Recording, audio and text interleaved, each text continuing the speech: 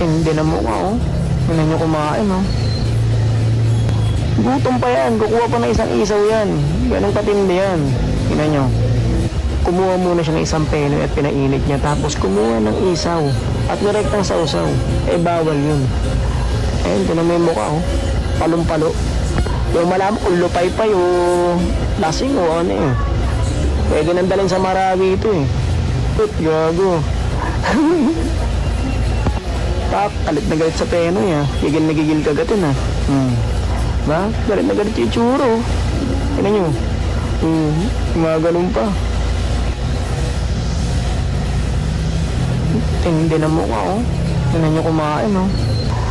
Dumalawang iso ka pa, ha.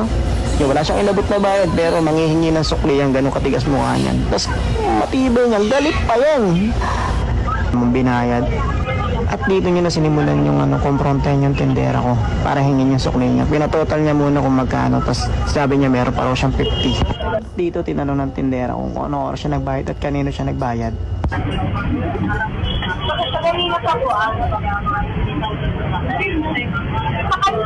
At talagang galit pa siya eh, no? Tingnan mo, dapat talaga sa mga gantong tao pinapasigat eh para makita ng mga kamag-anak niya at mga kaibigan niya para maging proud naman sa kanya.